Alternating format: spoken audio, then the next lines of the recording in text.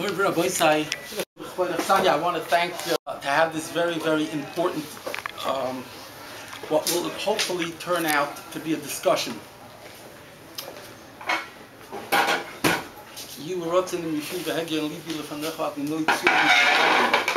Gemara says, when does a person who leaves this world, when does a person lose his connection with this world? So everybody knows the first part of the Gemara. The Gemara says, by stimas hagoylel, when they make the form around the caver, then the person stops hearing everything that's going on. He's disconnected with this world and he leaves this world.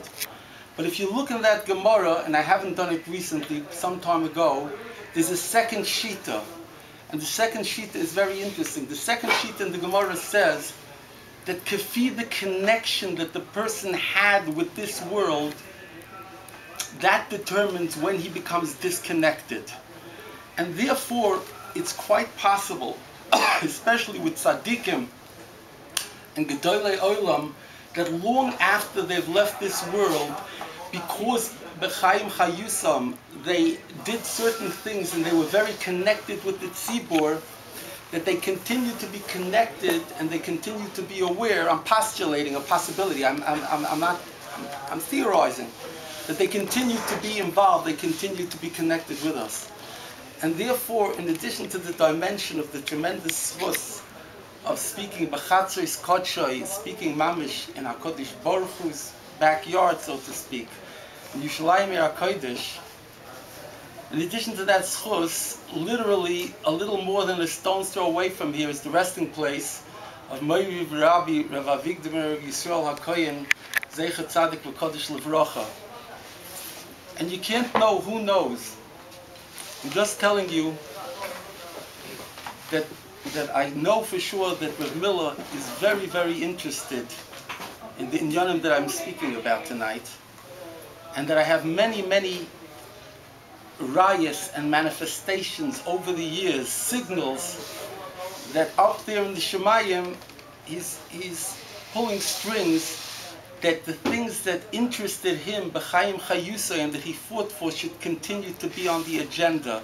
And I've had the singular zechus, and I have the singular zechus of being his ambassador in these particular inyanim. So who knows, it's mamish shaykh that in a certain bechina he's with us here tonight.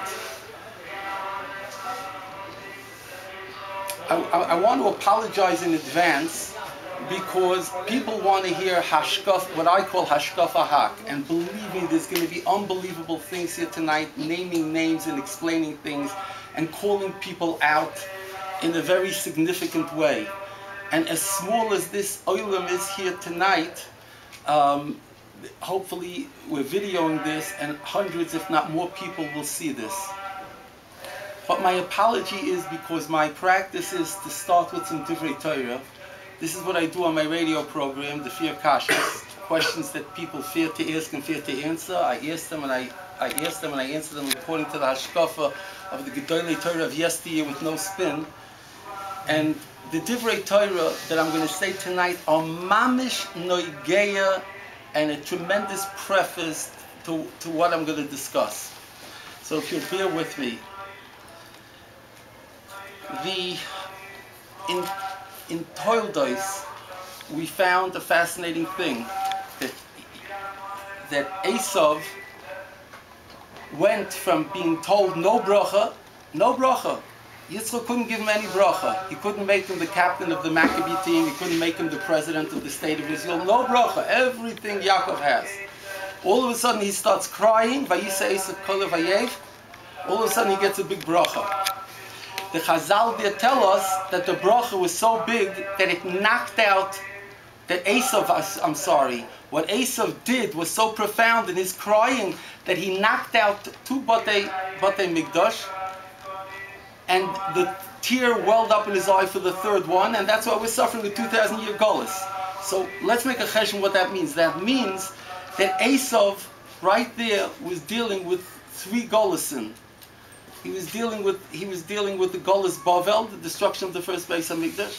He was dealing with the end of the second Golus, and then he was dealing with this Golus, which is Golus Edom. unbelievable koyach that Esav had. How did he have this koyach? Where did he get this from? So, I would like to suggest to you that he didn't stop with this. Early in the parsha it says, Vayihi Esav ben Abam Shana, and he took a wife, as Yehudis bas Beiri, Hachiti, and Basmas bas Eloin. Think about it, we're coming up to Chanukah. Yehudis is the Lashon of Chanukah. Yehudis is the Lashon of Chanukah. The protagonists of Chanukah are Yehuda HaMaccabi and the Maisi Yehudis, the male and female concept of Yehudis, which is Apam Oides Hashem, which is Tov L'Hoides La Hashem, Tov L'His Vadois, to say I don't deserve anything, I don't succumb with garnished. So Esav comes along, and that's what Chanukah is. Chanukah is L'Hoides L'Halal. The leitmotif, the raison d'etre of Judaism, Gavin Yehudaim, is that we're constantly saying we don't deserve HaKadosh Baruch Hu and thank you very much, and we realize it's a vidoy. Tov L'Hoides, it says in Chazal, Tov L'His. So Esav comes along and he pulls a real shtick over here. We know the Maral's Yesod and other Svarim that the first time it says something in the Torah, that is the prototype. And Esav chapped the Hoidah.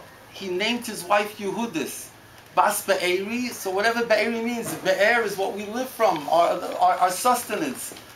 Who's the second wife? Basmas bas Eloin. Does it ring a bell, Rabbi Say? Bas Eloin, Eloin is a lotion of the Eitz. Elon HaYadua, the Eitz Hadas. Haman min HaTorah minayin hamin ha'Eitz. Purim. Haman accesses the Eitz Hadas against us. And who's the opposite of him? Mordechai. Who is Mordechai? Mordechai, Mordurar, Mordechai, ground myrrh, Ketoris, Bisamin. Basmas bas Elon. It's clear, it's talking about Purim. So what Esav did was, I want to theorize to you this evening. We're not going to spend a lot of time on this. What Esav did was, not only did he knock out the two Batei Mikdash and give us the Arichas Hagolis of the third one, but he also, in the Purim and Chanukah episodes, Esav was planting a poison pill, if you will, to affect Klal Yisrael. In other words, not only is Esav's progeny Haman directly, we see it's Haman, it's Esav, that we understand that connection, but even in Chanukah, Esav got involved. So the question on the table, very briefly, is as follows. Where does Esav get this supernatural koyach to make such a tzara for Klal Yisrael like he made? Two Chorbanos, Chanukah and Purim, the Arichas Hagolis, where does it come from? So I would like to suggest that even though the Chazal say even the Sharei Tefillah ninalu, Sharei Dima loy ninalu. When Esav was Vayisa Esav koiloi vayef, that koyach that Esav had broke through everything. In the next parsha, Vayetze, we see Yaakov's tefillas. But here we see Esav's tefillah. And we see how powerful, all of a sudden things turned around. All of a sudden, from no bracha, nothing, everything closed, every single thing opens up. And he has a tremendous koyach, and he has a koyach to harm us in Ruchnius. And that's why at the end of the parsha, he goes to who? To Yishmael, to take a wife. What was Yishmael? Yishmael. What was Yishmael? Yishmael was also a person who was supposed to die. And all of a sudden, we read about him on Rosh Hashanah, because why? Because he lifted up his voice and he cried, and he was adjudicated Va'asher Husham. And the power of Yishmael's tefillah when he was about to leave the world was so powerful that we suffer from Yishmael ad hayom hazeh v'ad bi'as goyel.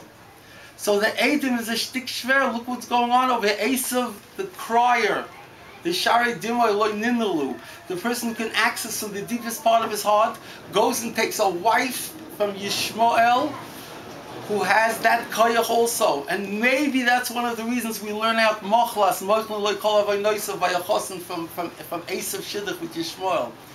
Because anybody who walks down to the chuppah, he could wear a Pepsi Cola cap and he could be singing the Beatles as he's walking down, he gets mechila. But a person who puts in the koiches, the Sharei Dimon, loy nilu, and from the Amkis, so in other words, come to Esav and Yishmael, they get credit for this. The Torah tells it like it is. Where does this come from? Where does this come from? I believe it comes from the beginning of the parsha. Vayetar Yitzchok l'noichach ishto. Yitzchok banged through with tefillah. You can sich vorstellen that in that ativa there was also bechiyah. And therefore, what did Yitzchok and Levi Rivka, what did they produce in that tefillah? They produced one placenta that held twins, Yaakov and Esav. Yaakov and Esav were a direct outcome of that Vayetar. And therefore, as singularly as Yaakov has a koyach of tefillah, Esav also has a koyach of tefillah. And it goes together with his general tefillah, his general koyach of his mouth. That means he's sayed b'fiv, he knows divrei Torah, Torah sheval peh, he talks with his father in learning. His head that contains his koyach hapeh, which is two things, as we see, tefillah and Torah, rolls into the Maras HaMachpelah, Nishkem Pashat Tezach. And there is a medrash that says that Esav will come back one day, like a chazir, he will be chayzer, whatever that means. But the Vayetar is what causes this. Now let's go a step further and just drive this point home. There's a Yalkut Reveini that's extremely important for the upcoming Yontif of Chanukah. And it also shines a great illumination on what we were just discussing. And with this, we'll get into the Hak. Right after this, we're getting into the Hak. Al Tidag. Nobody will go away. I give a guarantee, nobody will go away not zufrieden. The Yalkut Reveini says, Shem v'yefes, guf, shnei gufim v'nishama achas. Shem and Yefes were two bodies with one soul source. So the reason that Rav Hutner says we don't find anywhere in any of the other Golisim, we don't find Mizbavliim, we don't find Mismatrim, that the Jews become so into the culture that they're Mizbavliim or they're Mismatrim. We don't find that. We only find it by Golis Yavon, Misyavnim. As the Yiddish saying is, Ayovon in Sukkah Arayim. Ufortzu choymes migdalai, sholish esrei pirtzas, Yovon rendered in the Srug, which separates the place in the Beis HaMikdash where Yidden and Goyim can go. The Goyim can't go past this. Kineged sholish esrei midish atar. What's going on here? Where does Yovon get this power? He krichs inside the Yid mamish. That's misyavna, means that there's a Yovan inside me. Where does Yovan get this power? So the Yalkut Reveini reveals it to us. Because Shem v'Yefes were shnei gufim v'nishama achas, with one soul source. That's why Yovan could krich rein into so much. That's why Yaftel ekim l'Yefes v'yishkam ba'oilei Shem. And the Yalkut Reveini concludes, Ki Yaakov ve'Esav. So Yaakov and Esav are also two bodies, one placenta, with one soul source. That's why Esav can do this damage. Now, who is Esav? Esav goes back to the Nachash HaKadmai. Who is Esav? He's the grandfather of Amalek. Now we start with the Hak. People say, Levin, you're so preoccupied with this schmutz. What's going on with you? This is what's important in Klal Yisrael, what these deviants are doing. So, to give a little, to flesh out the story, a stone's throw from here on Rehov Salant, right in back of Mei Yesharim, I was interviewed by the first Haredi with a long coat interviewer for a TV station. He graduated for Radio Kol Chai. He was Oil Ligdula from Sheishes Ma'aser Bereishis. He was the first TV interviewer with a long coat. Like a Hasidic guy, and he's interviewing me here. He pulls up with a van. I told him we'll meet outside the Tzrif by Eliashev's Tzrif. So he pulls up and he has like 3 or 4 ladies and a cameraman and like this and that. And he comes out and he says to me, Rabbi Levin, יש פה הרבה עסקנים. למה אתה צריך להגיע מאמריקה כדי ללחום נגד המצעד? אין אף אחד בארץ שיודע איך ללחום נגד זה? So אמרתי לו, כנראה שלא. שזה כבר כמעט 5 שנים שיש מצעד, ואף אחד לא עשה שום דבר עד שהגעתי לפה ועשיתי תומל וכולי. So he wasn't happy with that. So he answers me, so he asked me some more questions. And then he says to me, Rabbi Levin, תגיד לי, למה אתה כל כך מעוניין באותו העניין?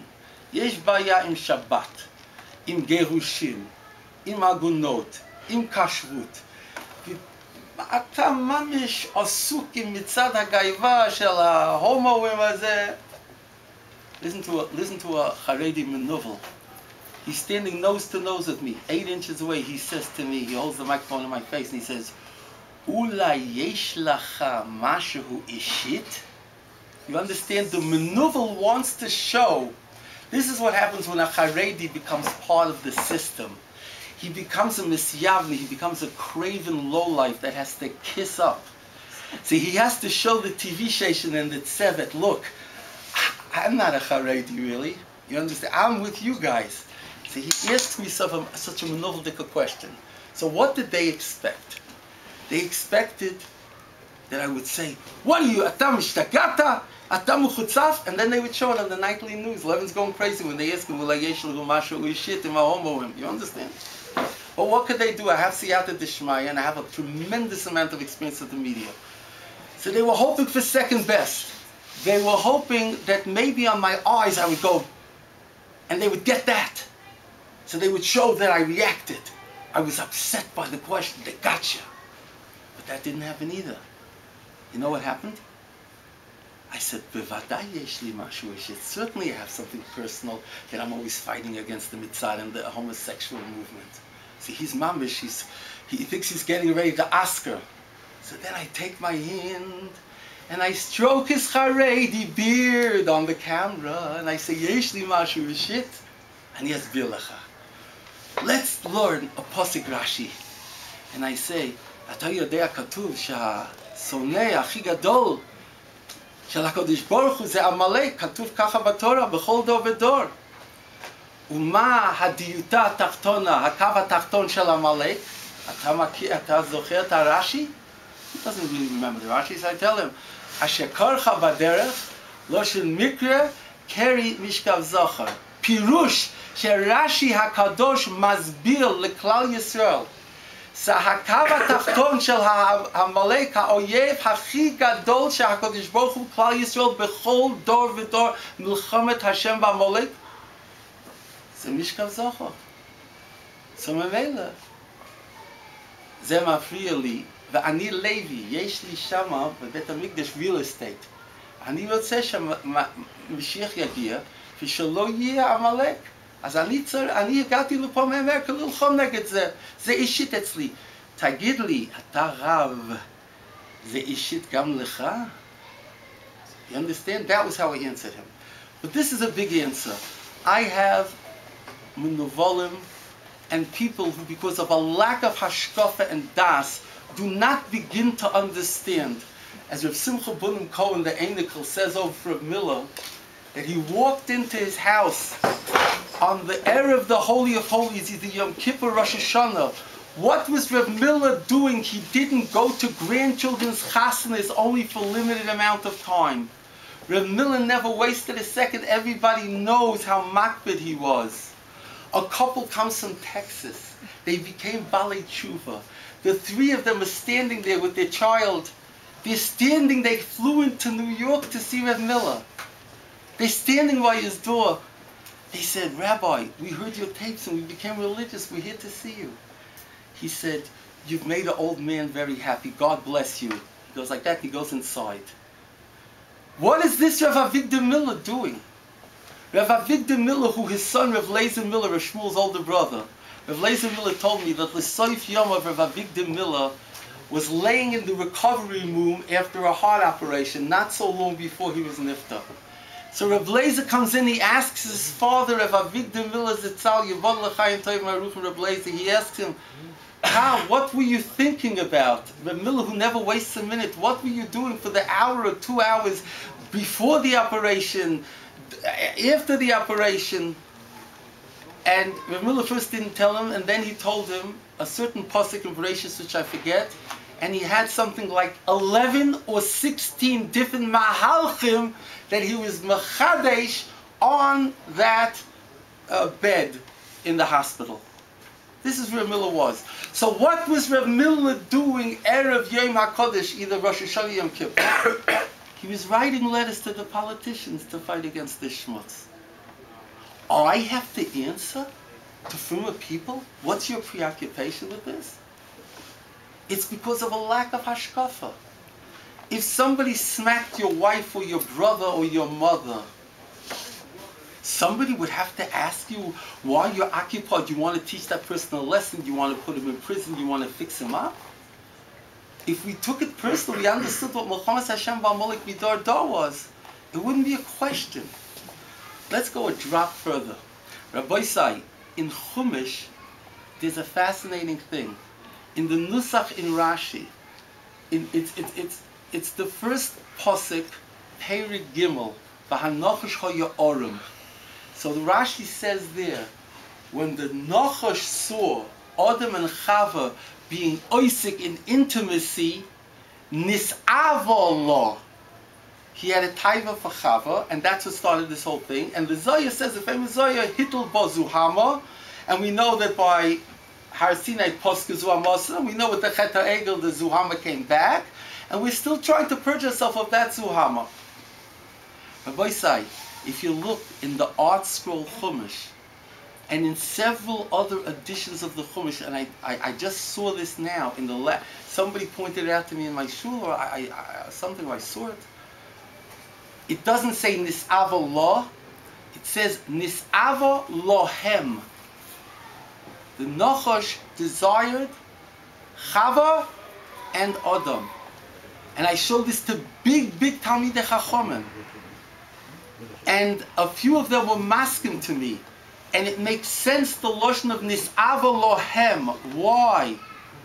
The Svarim say, in the Pasuk in Daniel, when it says Nachash, Nechoshes, that refers to Golus Yovan. Golus Yovan is Nachash. Look in the Bnei Yisosra, he speaks about it. What does the Nachash do? So he was Nisava not only to Chava, he's Nisava to Adam. The Yisoid, the Shoirish of Amalek in the Nachash HaKadmoin. So Chanukah is two things. The Gezerah of Chanukah is heterosexual licentiousness, that even the Nazis didn't have the audacity to do Kol HaNisis to boil a Hegman Tchila. I'm the Naira. And according to certain Midrashim, the Chanukah Milchama started off because Yehudis, Achashmonoi, was about to be taken to the Hegman. She said to the Chashmonoim, she ripped her beged, and she said, and they said, Hoitziyu al Isaref, the Lashon from that Yehuda said on Tama. She says, yeah, me you're going to kill because I was princess-stick in front of the Chachomim. But a Gezerah of Kol HaNisis to boil a Hegman Tchila, that you tolerate? So they marched her brothers, and the Chashmonaim family to the Hegman. And then they got inside, and the guy pulled out a knife, and he killed the Hegman, and that started the Chashmonayic revolution, according to a Medrash. So it's not only the heterosexual schmutz, if you will, but it's also the Mishkav Zochar schmutz. Because if you know the Greeks, and you go and you knock in Greek pedophile, pedophilia, anything, you'll find out that it's a historic fact that the Greek noblemen, they played in the gymnasia undressed. They each took a kid, but they didn't force the kid. There was a contractual agreement. They paid him and everything else. And if the kid said, you forced me, then they took him to court. They were very erlich people. You're not allowed to molest the child. But if the child agrees, that's pedophilia. That's perfectly legitimate, the highest form of love. So let me ask you a question. If that was the Greek culture, and in this Rashlu HaKahanim Avoida, and they went to the gymnasia, what do you think these Kahanim, these Yidden were doing when they misyavnified? They were playing in the Greek culture. And they were getting into Mishkav Zochar. No question about it. No question about it. You don't believe me? You don't have to believe me. Rabbi Stolper wrote a sefer in English on Chanukah. He brings down the concept. I had it before him, but he brings it down from sources. Rav Moshe Shapiro brings it down in his sefer as well. The sefer, I think that what's his name wrote from Florida, whatever. Rav Moshe brings it down clear. It says in Sefer Maccabim, which is not Mukubal to us, but as a historic document it's Mukubal, It uses the word Toiveseyim, the Toyevos. There's no question about it. What's pshat in this? Chanukah is the final yontif, it's the final fix-up. If we have a second get-together like this, I'll explain it more. But make no mistake about it. Chanukah is the defeat of the Nachash in both the heterosexual area and the Mishkav Zacha area. So what we're talking about is extremely appropriate. People have to see the juxtapositions. Let me tell you a story about how I met Rabbi Miller. It was late 1978, in dusk in October, on 13th Avenue, and there was a sign in Hebrew, and this little man came over to me. He didn't look like a Shomer Shabbos, and the little man said to me, "Can you read this sign in Hebrew and translate it for me?" So I start to read it, and it said, "You can go down to protest in City Hall. They're going to try to pass a gay rights bill." I was 24 years old, learning in the American Yehsivah. It was a year before I got married, in late 1978. I had no idea what this was, gay rights. I didn't know what it was. I didn't know what it was. So he explains to me a little. He says, "I was testing you. I put it down the sign. I pasted it, and I wanted to see the reaction of a Fruma Yid." I said, "Why are you putting up signs in Hebrew about this?" He says to me, "Did you ever hear of Reb Moshe Feinstein?" I said, "Yes, I did." He says, "Reb Moshe Feinstein said to you to close your Gemara and go down to City Hall to protest against this legislation in 1978. Would you do it?" I said, "Yeah, sure, I would do it." Moshe said so. He says, "Call up Rav Hirsch Ginsburg, who's the president of the, who was then the maskir of the agudah Sarabonim, of which Rav Moshe Zitzal was the president, and ask him." I went to a payphone. It was before cell phones by many years. I called up and I got him on the phone, and he says to me, "Rav Moshe didn't say you have to leave. Rav Moshe said if you want to leave, if you want to go be Moicha, you have rishus to leave the Beis Medrash as a yeshiva bacha or a koil young man to go protest." You hear? Rav Moshe Feinstein said this. I learned in the Mir where Rav Shmuel was very makbid for all kinds of things. Even big levayas and big iruim, he was very makbid. I remember when Rav Steinman came with the Ger Rebbe, he was really upset that it took away part of the Seder time. He was upset, and he indicated that. Here you have, with all due respect and deference to Rav Shmuel Zitzal, he's a masmid otzim. Here you have a masmid of the world, Rav Moshe Feinstein, the Poisek Achron, the Poisek Hador. And what was Rav Moshe saying? You could leave the Beis Medrash to protest. Now listen. I went down, and it was crazy. This was, since I wasn't the biggest masked in the Mir, I was the second biggest masked in the Mir. Everyone else in the yeshiva, as any shachar will tell you, was the biggest masked. I was the second biggest. So since I was the second biggest, so I left, I closed. I was happy. I could see some Moshe ticket. I went down. What I saw horrified me. It was disgusting. You can't believe it. They were puchas in the galachim lahaftal. There were some rabbis down there. They were puchas in them, and it opened up mamish. I was shocked that this is going on, right here in New York, a few miles from Brooklyn. This guy elicited my phone number. I didn't have a cell phone, but I actually had a phone that I put into Rav Shlomo Mandel's basement, where I was staying during the week. When I was learning the Mir, I was dorming Rav Shlomo Mandel's basement, and I had a phone there. One Motzei Shabbos, this guy calls me up in the end of December. Yeah? He says to me, "There's supposed to be a group of people tomorrow traveling to New Hampshire, to the governor of New Hampshire, and we're going to ask him to start a national morality organization to fight against abortion, against the Mishkav Zacha Shmutz." He said, and Rabbi Yisrael Friedman, for those who may know, he's a big Gabbai Tzedakah, and he used to be a Rebbe in Chassan Soif. He's a big tzaddik. And he said he was going to come, and he backed out the last minute. "We have no Jewish rabbi." I said, "I'm not a rabbi." He said, "But you're a rabbinical student, you're in the Mir." I said, "Fine, but what am I? I'm going to the governor, morality. What are you talking about, Michael?" He says, "Do you know Rabbi Avigdor Miller?" I said, "I know who he is." He says, "If Rabbi Avigdor Miller would tell you tomorrow to fly down with these Gentile galachim and myself, to fly down to speak to Governor Meldrum Thompson, the outgoing governor, would you do it?" I started laughing. It was like Purim early that year. Mamish, maybe even before Hanukkah. I said, "Gewaldig, you know? Yeah, I'll do it, yeah. He says, "Go to Rabbi Avigdor Miller." He finishes his shiurim at 11 o'clock. The flight to New Hampshire was at 2 or 3 o'clock. Go to him, say Michael sent you, and ask him what you're supposed to do. This was like too much. I come into Rabbi Miller after this year, Shalom Aleichem. My name's Yehuda Levin, oh, Yeshua man. I said, this guy Michael sent me. He says, Michael, oh. So I said, oh my goodness. Like, I don't know if any of you remember, this is way back when there used to be, excuse me for saying this, there was a TV show called The Twilight Zone where everything was weird. And the music went like this, do-do-do-do-do-do-do-do. When he said, oh, Michael, I started to hear that niggin, do-do-do-do, there's something happening here. What's going on? So I said, Michael said I should go to the... I said, I shouldn't go, right? He says, you should go. I said, what? I got speechless, come on. This is what he said to me, and I won't forget this. It's mamish like in a TV show or a movie. He says to me, really, I should be going. And for years I did all these things. When I'm older now, I have my shiurim, I have different things, yonim. I can't go doing these things anymore. We need to have young blood, new people doing it. You go. How did he know? Maybe I would make a fool out of myself and embarrass, make a chil Hashem. I don't know how he knew. He never met me. He didn't faher me. We talked for 5 or 10 minutes. Now, I wasn't married yet.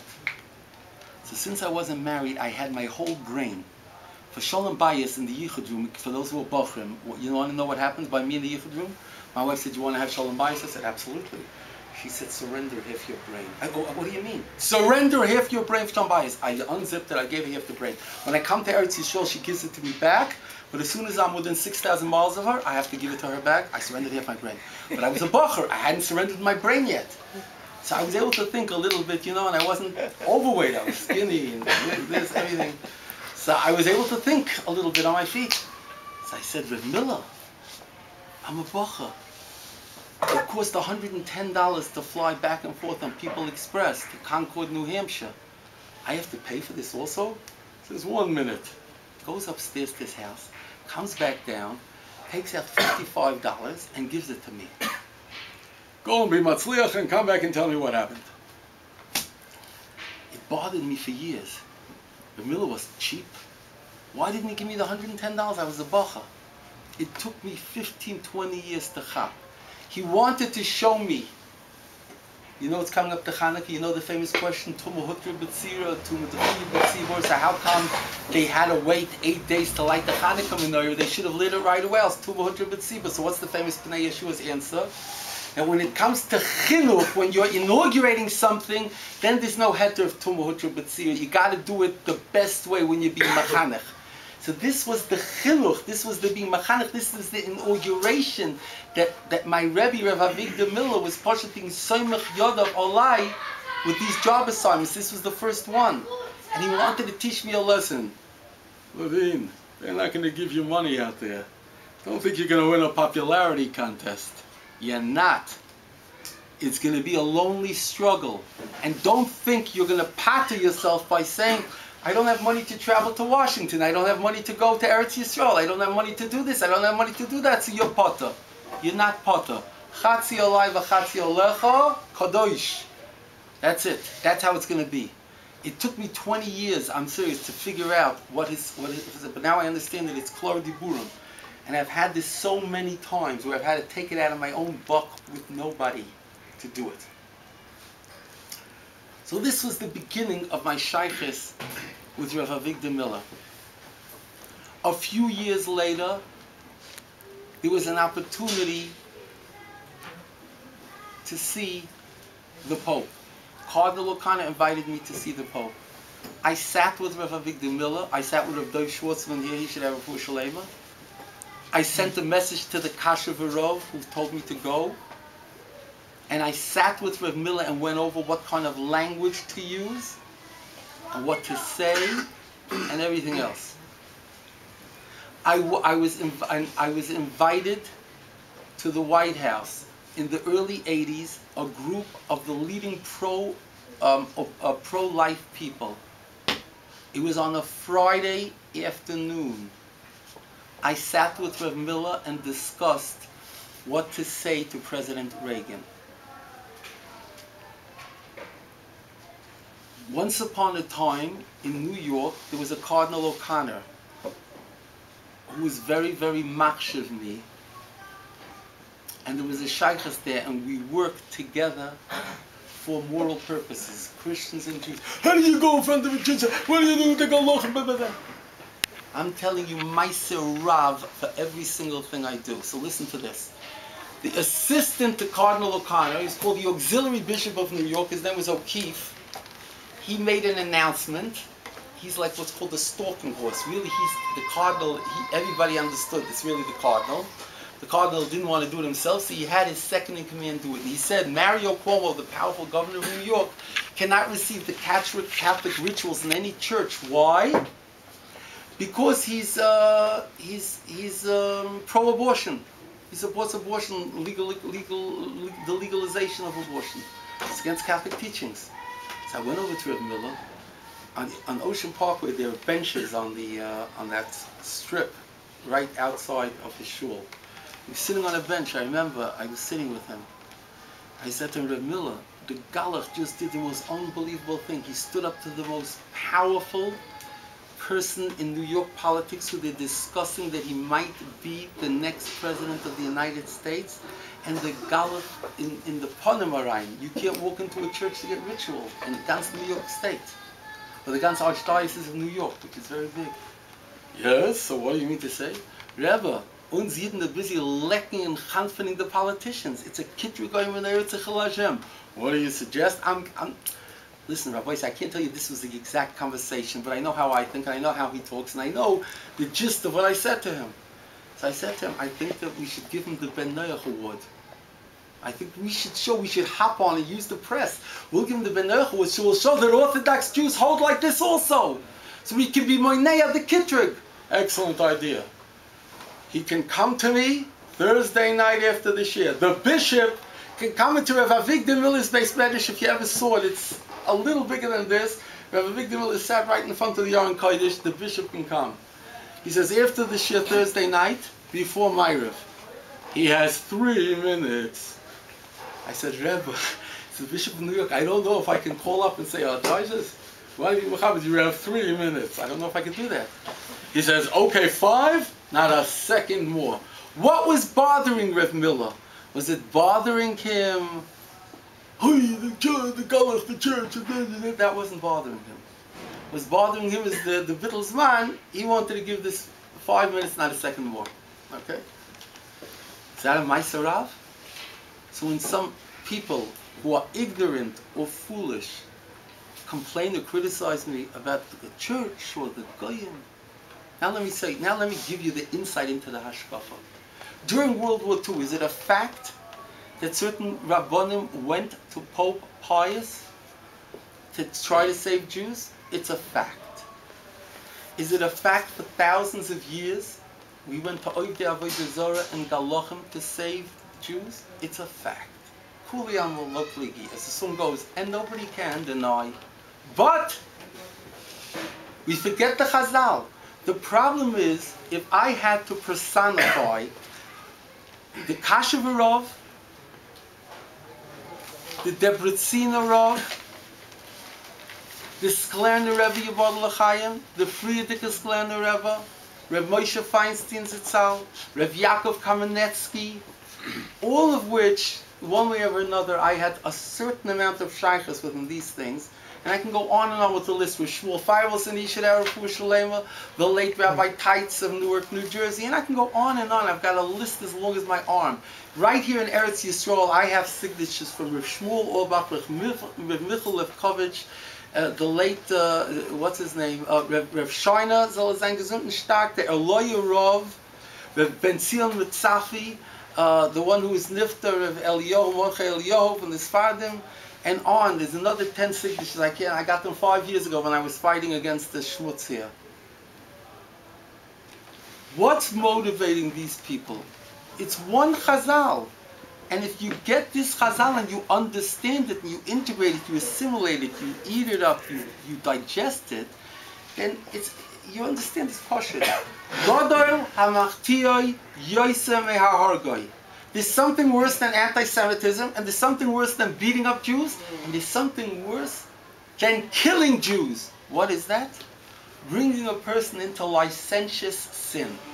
Bringing a person into heterosexual schmutz and kal v'chomer homosexual schmutz. What do you mean kal v'chomer?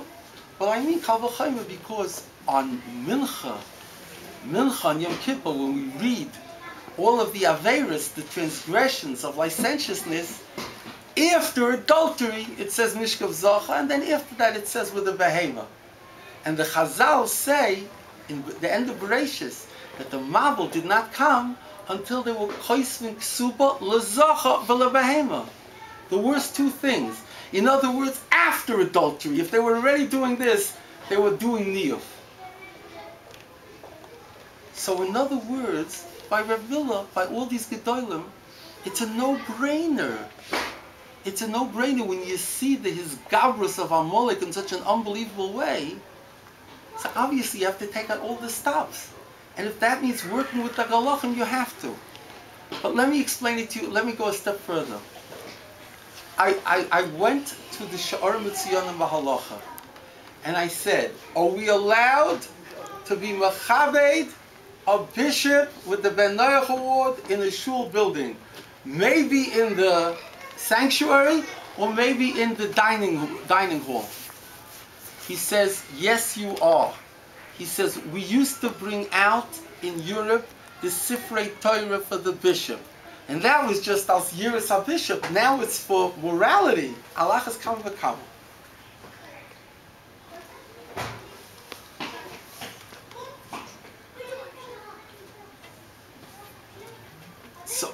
So what go now here's the deal. Here's the deal. You have a Yid. You have Yidden from agudah Yisrael. They sit with the Goyim and with the Galachim. Can anybody here figure out what they sit with the Goyim and the Galachim about? Does anybody know? Does anybody, what? You what? It's called tuition, tax, credits. Does anybody ask, Yevalt, how are you allowed to sit with the Galach? How are you allowed to work with the Goyim? Of course they don't, because it's Geld, it's Shkolim. Geld, for the Moistes, for the Yeshivas. Once upon a time, I met Rabbi Yehsivah. It was around 1987. It was in the office of Dr. Bernard Frischman of the Arts Association. Arts is to make yeshivas like legally colleges. We made the appointment, myself and two other people from Rabbbi Avigdor Miller shul. The first thing that Rabbi Svei said to me is, I accomplished more than you with all your tools in this past year. So I look at him. I pattered, I forgot if he said 2 or 3 molam. I'm not making chayzik of Rav Eli Chas v'Shalom. I'm just like a melodramatic person. I'm giving a speech. I imitate Rav Miller. It's not meant in any way to be poisonous. That's what he said. That's it. Rabbi say, let me say something parenthetically. Listen here. I don't put myself out as a Chashiv Rav, as a Talmud Chacham, as a Poisik, as a Masmid, as a Bal Chesed, as somebody who davens. Nothing. I never put myself out like that. You know what I put myself out like?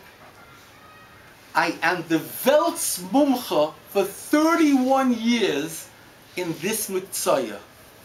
I have more experience than anyone on the globe. And if not, I want to meet the person who's doing this.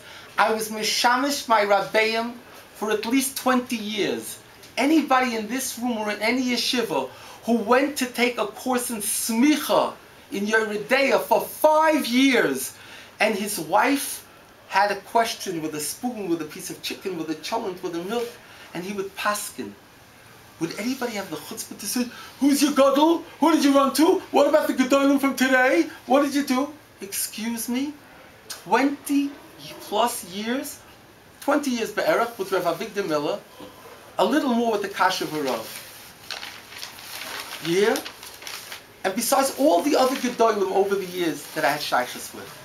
It's such a stupid, asinine, idiotic question. This is a letter from the Kasha V'Rav, Tavshin Nun Tes. I didn't ask, he sent it to me. Do you know who the Kasha V'Rav was? Let me tell you, even the yeshiva, there are Rishonim that you learn today because the Kasha V'Rav put it together. The man was solid, huge Talmud Chacham. Maybe it had something to do, maybe we see a signal that the day of the last Siyum Hashas, around 4 years ago, boy biyoim boy, at that time of the Siyum Hashas, was the Levaya of the Kasha V'Rav. And I seem to think that there was some kind of a connection there. Big Shiva Pig, the Kasha V'Rav writes like this. Hini mevakish me'achenu beis Yisrael, oidus Rabbi Yehuda Levin. Hashem makruv gufa yizmano ze esrim shana, loy moneu choyrev v'kerach. He's makriv his nefesh for 20 years. This is what he wrote in Tavshin and test. He's not stopped by snow or ice or anything else, or heat or whatever. V'oivet b'lileos. He works unceasingly. B'chol mini his shtadlus. B'ksavu b'alpeh. B'kriyu u'b'zaka. Oides hachukes etei v'shegam b'dei noyach mitzuvim aleihem. V'hem nogeim gam l'klal Yisrael. He answers, oh, what does it have to do with us? So this year thought it has to do with us. Idiots. They don't understand. We should have molestations of another few thousand kids. And the jerks, the agudah types and other fools, what does that have to do with us with the guy you make a law over gay rights? Idiots. See, here's what the Gedolim said from the previous star. Nobody's paying for this. Then he says everybody has to support me. That's not important. Anyway, it's like that. Anyway, it's as follows. He says on me, I'm a shliach d'Rabbanan wherever I go throughout the world. I'm automatic, I have a din of shliach d'Rabbanan. That means I'm his shliach. That's what he's saying. And others as well. That's what he's saying. Okay, whatever. Here underneath it's written in this print. This is the Heinrich the Rebbe. He writes the same thing in his own handwriting. The boys say they can jump in the lake. But there's silly questions. Who's your Gedol? Did you ask your Gedol today? Or did you ask your Gedol today? About things? Did you ask your Gedol if you're allowed to eat sushi? If you're allowed to have that stupid music at your chasna? You asked the Gedol? That on the night of all nights of your chasna, that blasting music, that goyish stuff, when you bought your lipa tapes, you asked the Gedol? When you spent 15 or 20, whatever the heck it cost, $30,000 on a Lexus, you asked the Gedol? Well, chutzif what you are. I have to ask the Gedol if I'm allowed to fight against Amalek? This is a oilam hafach. Now let me explain to you, why is it like that? Levin, but why isn't everybody, if you're right in this and that, where is everybody? Why are you alone, everything else? There's a Yid here in Bnei Brak. His name is Ephraim Luft. Anybody ever heard of him? Ephraim Luft put out a sefer, and in English he calls it, the Torah is not Hefka, and then he has one in Lashon HaKodesh. The Lashon HaKodesh, when he brings down a sefer Yerushalaim Tam, the sefer Yerushalaim Tam says like this, there's a tree trunk, and near the tree trunk there's a few branches. As you go further away, there are more and more branches. The further you get away from the tree trunk, the more there are branches. Says Rabbeinu Tam. This is a mashal of the situation in Klal Yisrael. The tree trunk is like Kudsha B'richu, HaKadosh Baruch Hu, the Torah. There are very few branches that come right close to that tree trunk. Farther away you get the masses. You know, there's a saying, the masses are jackasses, you know. The masses is a lot of stuff. So Rabbeinu Tam explained this years ago. This is the way it is. The oilam, they're going to judge. The feinschmecker is going to make with their noses. Why are you alone? Listen to me. If I would have thousands of supporters, it would be a simon that my fight is not really a big fight. Yeah, for vouchers, for that there's thousands of people around. Real part, you understand? I think the Torah Hashkafa, the Aleph is missing. It's supposed to be a lonely fight. Listen to me, Rabbi Say. 31 years I'm doing this. You have any idea of the amount of media, of the amount of Kiddush Hashem? Let me give you a mashal. There's a guy named Jerry Falwell. Did anybody ever hear Jerry Falwell? There's already a young Dorian. I don't even know. Jerry Falwell was basically the second biggest evangelical galach in America. He started something called Moral Majority. He's huge, Falwell. He's dead now. His son's, he has a university with 2,000 students, radio, boom, TV, big shiva, big. Listen, Falwell writes a book about saving babies from abortion. Yehuda Levin is 33 years old. Sometimes when I had to make a press conference on the steps of City Hall and I had to go from Brooklyn to Manhattan, I didn't have the $12 for a car service. I had to go by train. You understand? Jerry Falwell's people come to me to put a haskama on the jacket of his book. They want to show the Orthodox rabbi who fights for morality, and he speaks at Washington every year since 1979 to 100,000 people live and all over the country on TV. Millions of people see it on C-SPAN and on the Catholic Mother Angelica's international station. Falwell comes for haskama to Gedolim. 8 years ago, there was a big blackout in New York in the middle of the summer. It happened on the Thursday afternoon. It extended all the way from the city into the Catskills. A lot of people didn't have lights until the middle of Shabbos, mamish. You hear? Listen to Siyat Ishmael. There's a chief judge of Alabama named Roy Moore. This Roy Moore says, I want the Aseres HaDibros in my courthouse. They said, you're not allowed to have it. Separation of church and state. We're going to impeach you, Chief Judge of Alabama. He says, so impeach me. So they impeach him. The Goyim say, we're making a rally on Shabbos in support of this Goy, standing up for the Aseres HaDibros. I said, I'm going to go down there. On Shabbos Kodesh, I'm going to be there to show support. Listen carefully. I decide to take the plane that I never took before or since. Somebody put it in my head. Something put it in my head, sorry.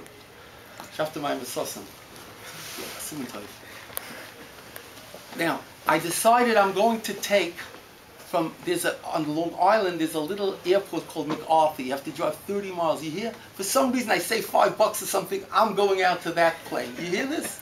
Listen to this. 4 o'clock in the afternoon, the plane leaves MacArthur. When I get to Alabama a few hours later, they tell me the good news. The blackout started in New York, and it comes out of Cheshvan. I was the last plane to leave New York in environment, from Kennedy, this, that. I was the last one. L'chayr, if I wouldn't have gone to MacArthur, I don't know if I would have gotten out of there, and I wouldn't have made this Kiddush Hashem. What Kiddush Hashem? So let me tell you what happens. So I come there, I had to go from Birmingham to Montgomery. So they came, they picked me up, they drove me 80 miles. You understand, to save the $5 for the plane, I had to go to Birmingham. And then they had to pick me up and drive me around 80 miles, you hear? They take me, it's night now. I come into the office of the Chief Judge of Alabama, Roy Moore. He has his whole chevra there, like 10 people, his entourage, his people.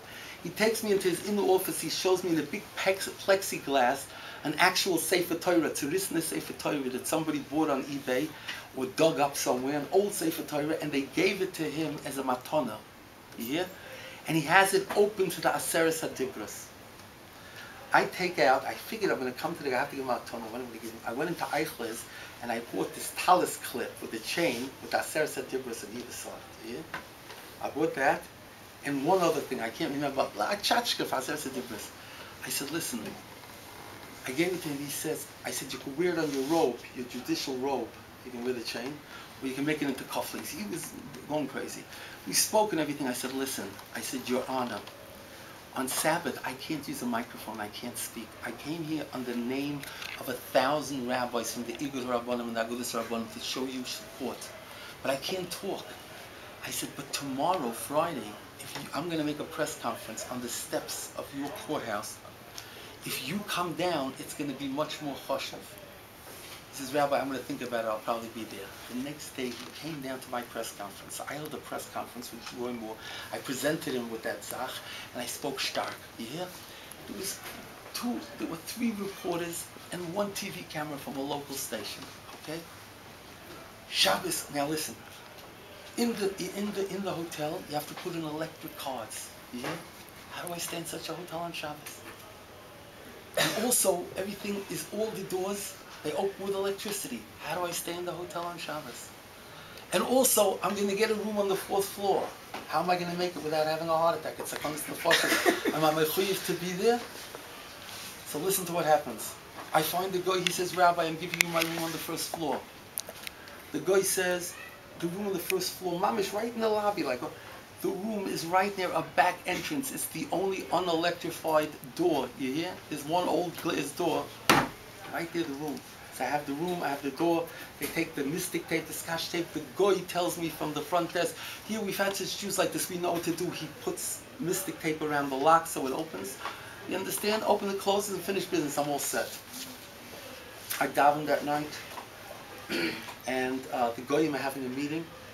I go to the meeting, I speak at the meeting without a microphone, and there's a lady, she wants to help out. Rabbi, what can I do for you? I said, I see they're setting up steps, chairs on the steps for tomorrow, on the steps of the courthouse or with the Capitol building. I said, they're using these little white chairs, these little white plastic folding chairs. I said, look at me. If I'm going to sit on this, I'm going to collapse. And if I collapse, I might start an earthquake. And if there's an earthquake, there might not be a press conference. It would be terrible. She said, Rabbi, what should you do? I said, I want you to get me a big, heavy-duty chair. When I come there tomorrow, I want that chair to be there. That's what you can do. You're going to get a blessing from God. She says, Rabbi, consider it done. Listen, the next day, it's mamish 100 degrees in the middle of the summer in Alabama, while they're having the blackout in New York. It's Shabbos. I daven, I make kiddush, I eat, and I start to walk up the hill. I'm schwitzing away. I walk up the hill. I come there. They have these big conservative leaders, the guy Howard Phillips, the guy who ran for president, the black guy who ran against Obama for senator. I forget his name for a second. I'm a friend of his, but I forget his name. Alan Keyes. What? Alan Keyes, right? When Alan Keyes came into New York, he had nothing to show he had nothing to show that day. And you know, when you're running for president, you have nothing to show. It's a big bazoyan. So we were in contact, and I said, I'll come down to the airport and I'll endorse you in the name of 500 rabbis. So that day, CNN reports, you know, this one did that, this one did this, and Rabbi Levin spoke in the name of 500 rabbis and endorsed Alan Keyes. He was Makatoy, you know, why not, you know. Okay, anyhow. Sitting there, dressed in a light thing, in the heat, it's 100-degree heat, is Jerry Falwell. He's like the Avia voice, he's like top, he's very, he sees me. I don't even know if he remembers that I met him once, if he remembers that I gave a haskam with his book. Maybe yes, maybe not, I have no idea. But he signals me, Rabbi, come over here. Come sit next to me. He's trying to be mechabed me. Listen, you know, in the old state houses, there's these big, huge throne-like chairs that are like 100 years old in these old places. The lady brought me out that chair. So everybody's on a white chair, and lahavdil's like Michael, I'm like the Pope. I sit down, foremost looking, I sit down in this chair with the big armrest, all the goyim and the galot, everybody's looking, I sit down there. The lady comes running over, Rabbi, is everything okay? They're giving out cold water. Put the cold water on top of that hand thing over there. They announced Rabbi Levin was there, but he can't speak this and that. Kiddush Hashem. Okay, listen to what happens. Motzei Shabbos, I get a call from one of the goyim. He says, Rabbi, you have a TV in the room, yeah? He says, can you turn on to CNN? I said, yeah.